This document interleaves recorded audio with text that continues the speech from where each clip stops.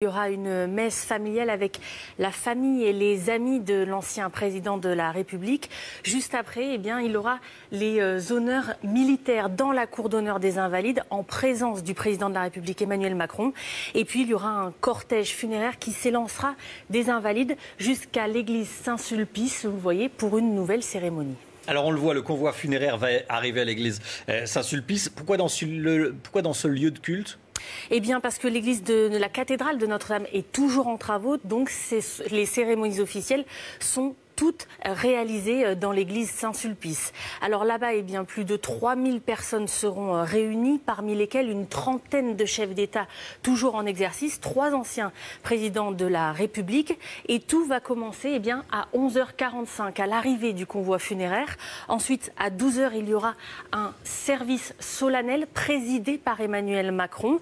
Lors de ce service solennel, des textes choisis par la famille Chirac seront récités. Et puis l'archevêque de Paris prononcera une homélie. Ensuite, dans l'après-midi, le cercueil de l'ancien président de la République sera emmené au cimetière Montparnasse où il sera inhumé dans l'après-midi aux côtés de sa fille aînée décédée en 2016. Et d'autres hommages, Laurie, vont être rendus à l'ancien président de la République tout au long de la journée. Oui, vous avez peut-être déjà vu, sur tous les bâtiments publics, les drapeaux sont en berne. À 15h, très précisément, tous les employés des administrations françaises ainsi que les élèves devront observer une minute de silence. Et puis, les professeurs sont invités aujourd'hui à dispenser des cours en hommage à Jacques Chirac. Merci beaucoup Laurie, et toute cette journée, vous allez la suivre en direct évidemment sur CNews avec toutes nos équipes qui sont mobilisées. Il est 6h29 et dans quelques secondes, il sera 6h30, c'est le journal de 6h30, c'est tout de suite.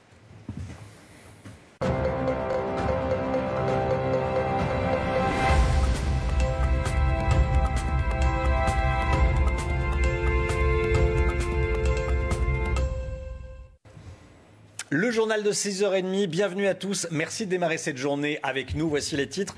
Avec vous, Virginie Ramel. Et à la une, l'ultime adieu à Jacques Chirac. Aujourd'hui, depuis hier, la France entière rend hommage à l'ancien président. Aux Invalides, les Français continuent de se recueillir avant la messe à Saint-Sulpice. Nous serons aux Invalides avec Anne Maquignon.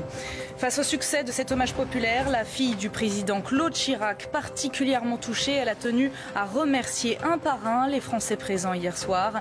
Extrait dans ce journal. Chirac qui a laissé une empreinte au-delà des frontières pour ce dernier adieu. 90 personnalités du monde entier, dont 30 chefs d'État encore en activité, seront présents pour ce dernier hommage au président. Les détails d'ici quelques instants. Et puis c'est au cimetière du Montparnasse que reposera Jacques Chirac aux côtés de sa fille Laurence, décédée il y a 3 ans. Laurence qui était sa blessure secrète, un lien très fort que l'on retracera dans cette édition. On reviendra également sur l'autre actualité du jour à Rouen. 4 jours après l'incendie impressionnant de l'usine Lubrizol, toutes les écoles seront ouvertes ce matin. Il n'y a pas de danger sur les autorités, pas de quoi calmer les inquiétudes. Nous ferons le point sur place avec Chloé Tixier. Débute en ce moment même une journée de deuil national pour rendre hommage à Jacques Chirac. Aux Invalides, toute la nuit, des Français se sont pressés pour aller se recueillir devant le cercueil de l'ancien président de la République, malgré le mauvais temps, comme vous pouvez le voir sur ces images. Anne Maquignon, en direct des Invalides. Anne, il y a encore du monde, il y a encore des gens à l'heure qu'il est, Anne.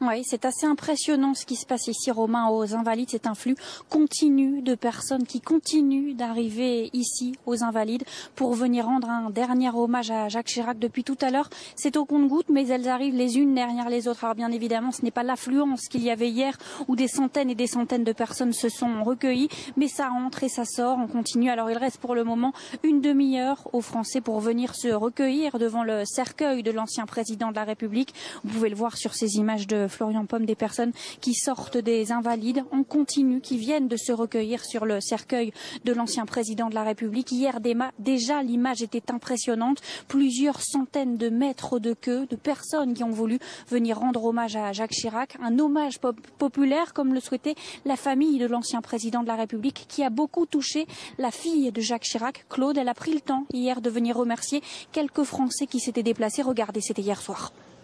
Un bras Sucelle quand même.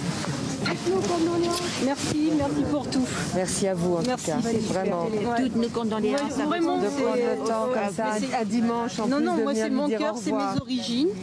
Moi je suis née dans la Chiraki pure. C'est la Corrèze. Et vous voyez l'honneur qu'on lui fait. Toutes nos condoléances, madame. Vous voyez, On voyait tout ce qu'on fait pour lui. C'est un grand temps. On en est à 5 heures là. C'est magnifique. Courage. C'est un grand réconfort. Écoutez, moi il m'a serré la main. C'était super. C'était un grand homme. Merci de venir lui dire au revoir. C'est vraiment bouleversant. Les portes des Invalides vont rester ouvertes jusqu'à 7h ce matin, dernière demi-heure donc pour les Français qui le souhaitent, de venir se recueillir devant le cercueil de Jacques Chirac. Il y aura ensuite une dernière chance de rendre un hommage à l'ancien président de la République. Ce sera sur le trajet du convoi funéraire des Invalides ici jusqu'à l'église Saint-Sulpice où se tiendra une messe tout à l'heure. Merci beaucoup Anne Maquignon avec les images de Florian Paume et Virginie. Claude Chirac a également évoqué sa mère, Bernadette. La grande absente effectivement hier de cet hommage populaire, Bernadette Chirac, que l'on dit bouleversée. Claude Chirac, la fille qui a tenu à remercier les Français à sa place.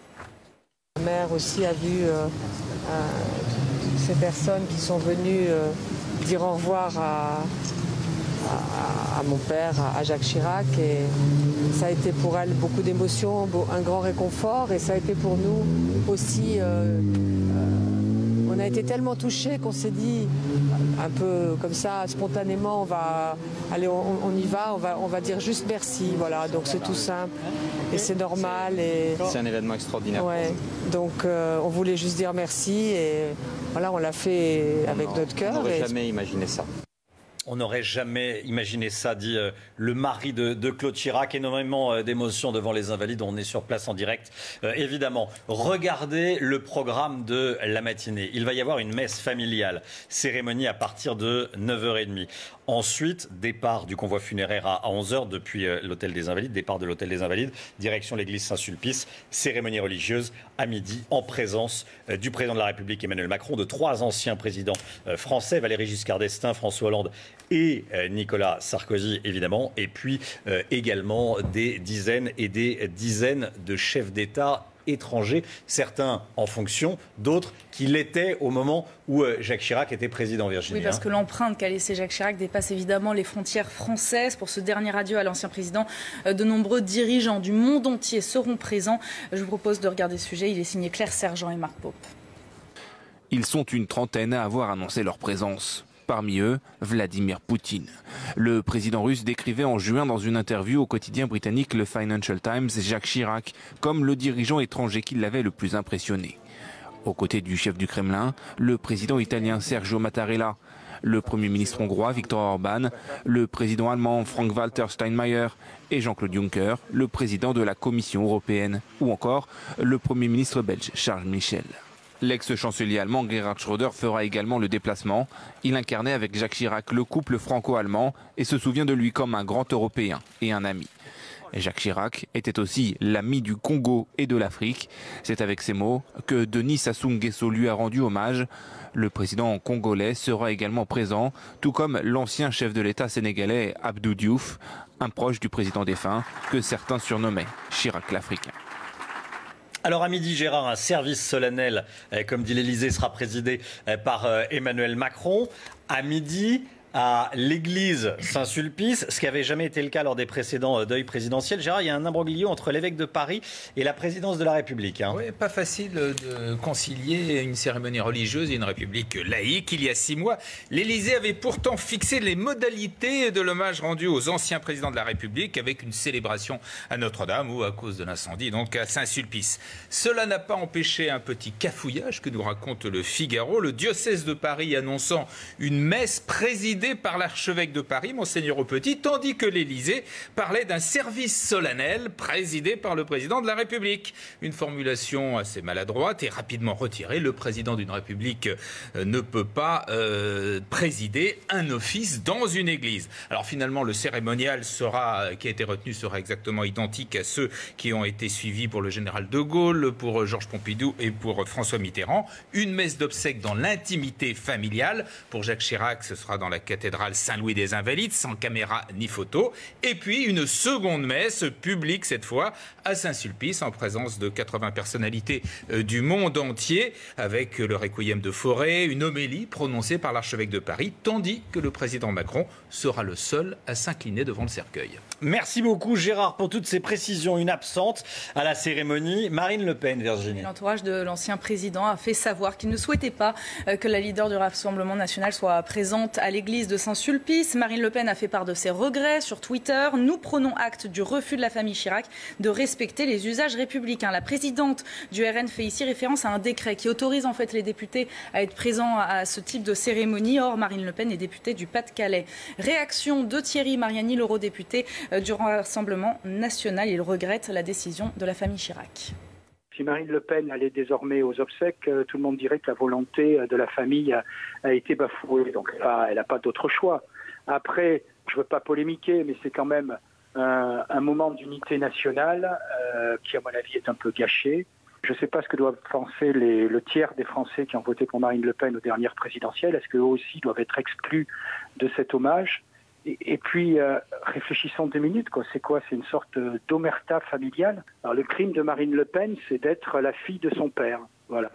Et après la cérémonie à l'église Saint-Sulpice, Jacques Chirac sera inhumé au cimetière du Montparnasse pour sa dernière demeure. Il reposera aux côtés de sa fille Laurence, décédée il y a 3 ans après avoir mené toute sa vie un combat contre l'anorexie mentale. Vous voyez ici la tombe de Jacques Chirac qui est déjà prête, évidemment. L'ancien président n'en parlait pas. Laurence, c'était la blessure secrète, le drame de la vie de Jacques Chirac. Antoine Besson.